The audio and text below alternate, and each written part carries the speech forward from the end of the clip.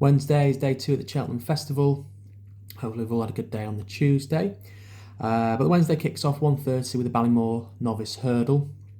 The horse I like here is Hermes Allen, another Paul Nicholls trained novice hurdler. He's currently second favourite around the 3-1 mark. I think that's a fair enough price. He's unbeaten in his 3 starts over hurdles, including winning a Grade 2 here at Cheltenham. Since then, he's gone on to win a Grade 1, the Challow Hurdle. The form from that race looks okay. I'm kind of keen to get the favourite Empire Pass here beaten. He looks like he's only had 2 runs, so he could do with a bit more experience. The horses, 2 mares he beat last time out, I don't think rate the form of that's from that race going forward. And that was over 2 miles, is over 2 mile full. So Hermes Allen for me, he's got the course experience, he's got the experience over the trip, and at 3-1, a slightly bigger price, I think he can get us off to a winner on day 2. Second race is the Brown Advisory Novice Chase. The favourite here is Jerry Colomb. He's 7-4, and I'm quite strong on him. He's unbeaten over hurdles, unbeaten over fences. I do like these kind of horses when they're just on these string of ones next to the name. Good run at Limerick over Christmas. The form from that works out pretty well, and he's backed that up with a Grade 1 win in the Scilly's Isles Chase last month. I like the way he got stuck in at the end there. He jumped around really well. He dug in. That was over 2 mile 4. This is a step up to 3 mile. I think the step up in triple suits. He's a point-to-point winner, and I think he will like further in time. And also think the soft ground, that should suit. The noise from Gordon Elliott's stable suggests that he will appreciate the softer ground. So that's Jerry Colomb. He is the favourite, 7-4, but I think he's a worthy favourite, and I will be backing him.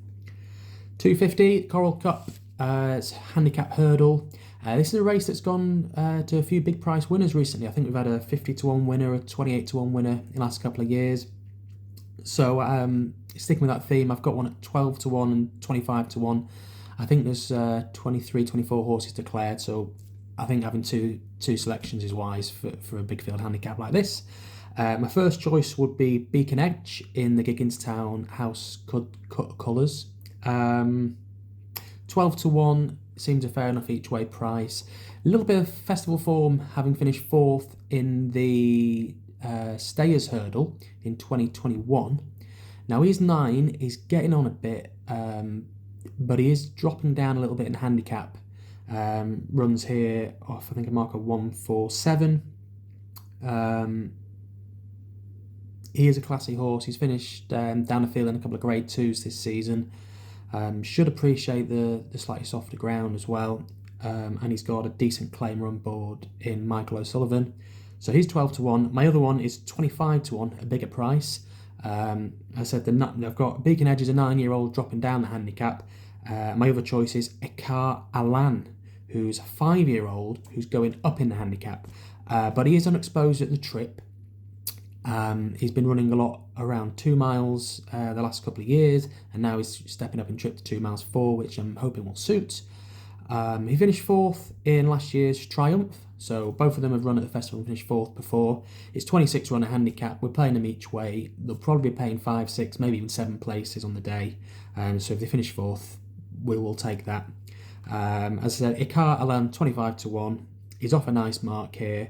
Beacon Edge 12-1. So that's my 2 selections in the 250 Coral Cup. 3:30, the feature race of the second day is the Champion Chase. Looks a bit of a match between Energamine and Edwardstone. Now they did meet in the Clarence House earlier on this year, and Editor Djeet picked the 2 of them to the post. Now Editor Djeet got a bit of a freebie up in front there. I don't think the jockey on Energamine had the best ride, Paul Townend. He sat a bit too far off the pace, and I don't think the horse really appreciated the ground that day. I think back here on the old course, that was on the new course, so this is the old course, which is a bit of a tighter turning track, which will emphasis on speed. I think he can sit closer to the pace. The softer ground will suit. Forgiven his last run in the Clarence House, he's 8 from 10 over fences. His only defeats was to Shishkin at Ascot in an absolute cracking race a couple of years ago, and as I said last time out, so 7-4. He's currently second favourite. Him and Edwardstone are vying for favouritism, just with the ground going soft. And with the Willie Mullins factor, I think I'll side with Energumene at a slightly bigger price. 7-4, Energumene for the champion chase to back up from a victory in a race last year. Next, 4:10, it's the Glenfarclas class cross country chase. I always have trouble saying that for some reason. I like the favourite here, Delta Work. I can't believe I'm putting up another favourite, but he's 5-4. I think that's fair enough. So he won the race last year, beating everyone's favourite horse, Tiger Roll. Interesting to see Keith Donohue's been jocked up on him. Obviously, Keith rode Tiger Roll to win the race quite a few times. He's got the course experience, which I think is really important over Galvin, who hasn't got the course experience. He was third in the Grand National last year. That's a great run when you consider how much Noble Yates has progressed. The ground should suit if it stays soft. He does like a bit of cutting the ground. And he came here for the Trials Day meeting. I think he finished third, but he was giving away top weight, lugging loads of weight around on the heavy ground. Obviously, this is a level to weights contest, so all the horses he was giving stones away to, they're all going to be off the level weights with him. I think 5-4 is fair enough. I probably have him as a slight odds-on shot myself. I think it's a 2-horse race between him and Galvin at the top of the weights. Slightly against Galvin, just because I think he prefers slightly quicker ground, and I also think that the experience matters, particularly on these kind of weird and wonderful obstacles where Galvin, although he might have schooled round them, he's never had a competitive start over the cross-country chase course. So that's Delta Work in the 4:10 there. 4:50, we've got the Grand Annual 2-mile chase. It's going to be fast and furious around the old course here. The one I come down on was Elixir de Nuts for the Colin Tizard team. 16-1, I think, is fair enough each way price. Hopefully, again, we'll get a bit of value because it's quite a big field here. Might get 4 or 5 places. He's a bit of a hit and miss horse, this one. He's had a rough time of it the last couple of seasons, but I think he's found his way this season. I think possibly the key to him was the addition of a tongue tie and cheek pieces, which seemed to have sparked a bit of life into him. The ground, although he's been running on good to soft this season, which seems to have improved, he has won as a novice hurdler the Tolworth hurdle, which is obviously a grade 1 novice hurdle. Hasn't got much festival form, but if you look at his runs this season, second, first, second, I'd say the headgear's improved him. He's off a mark of 1:47, which I think is a career high, but I think he can still be competitive off it. If you go and have a look back at his last couple of runs, he split Funambule, Savola and Grenadine, who were both kind of grade 1 level horses.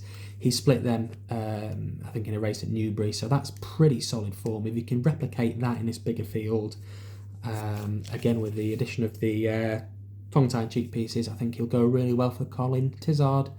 Joe Tizard now he's got the licence. So Joe Tizard's horse at 16-1 each way. Final race on day 2 is the 5:30 Champion Bumper, the National Hunt Flat. It's not a race I've got a strong opinion in, to be honest with you. A lot of unexposed horses here. Willie Mullins has won 4 of the last 5 winnings of this race. So I thought I'd have a look at Willie Mullins' horses. He's got 10 in there. 10 of the 24 horses or something. He's got nearly half the field. I imagine one of them's going to win. I'm against the favourite here. He's by Galileo. He's a proper flatbred horse. Although he won at the Dublin Racing Festival, that was on quicker ground than this. This is going to be testing ground, assuming the rain comes and as we think it is. Tentative selection for It's For Me. He's only run once, won it. That was a maiden, but it looked very impressive. He's down a bit. Paul Townend's booked to ride. I think he's 5-1 second favourite. Not a very strong opinion. I'll only bet minimum stakes in this race. But yeah, It's For Me.